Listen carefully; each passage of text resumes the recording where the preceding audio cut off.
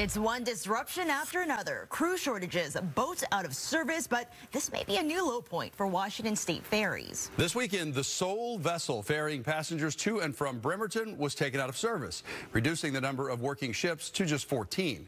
Fox 13's Lauren Donovan is at the Edmonds terminal, and Lauren, WSF tells you that it's been decades since the fleet was this small.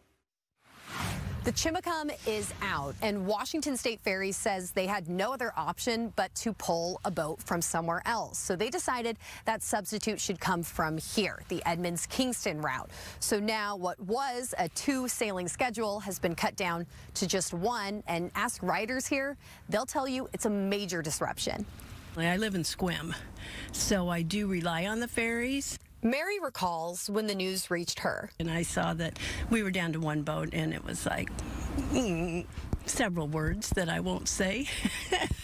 The Edmonds-Kingston route is the second most traveled in the system. An estimated 3.1 million passengers rely on these sailings annually. So anticipating long lines, Mary got to Edmonds early, as did Arnie Hobbs, who had to take his car into the shop. I made my appointment for 10 a.m.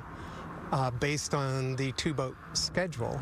Arnie tells me the 2-to-1 shift forced him on the 5 a.m. sailing from Kingston. Because it's a 1-boat service, that means you need to come to the ferry dock earlier in order to ensure to get on. The source of their frustration is this boat, the Chimicum.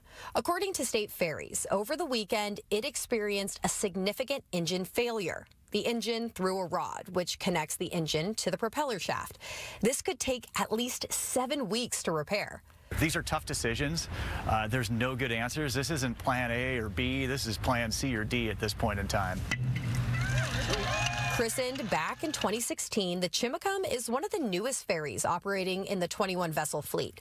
At capacity, it carries 144 vehicles and is one of the Olympic-class boats, meaning, per state law, it was built right here in Washington, a requirement many blame for delays in vessel production. We have entrenched policies that haven't been flexible enough to change with the times. Ferry spokesperson Ian Sterling says building our way out of this situation will take years. This is a really tough position to be in, and in fact, historically, I can't remember a time when we've had this low of a number of vessels. And it appears the worst may be yet to come. Fox 13 obtained this letter WSF sent out to ferry legislators. It warns that right now we need 15 boats to operate under the current schedule. But with the Chimicum now out of the mix, and potentially 1 more, it's possible we'll be reduced to a 13-vessel fleet for parts of the next 5 weeks. Old equipment, it's expensive, but it feels to me like so many things that have happened here, they start making the changes too late. If you're planning to take this route over the next several weeks, heads up, there's going to be more of a wait, especially during rush hour for those driving off or on. Washington State Ferries says it's going to be a lot more like what we experienced during peak season in the summer. That is, of course, until the Chimicum is back in operation on the Bremerton route. Reporting in Edmonds, Lauren Donovan, Fox 13 News.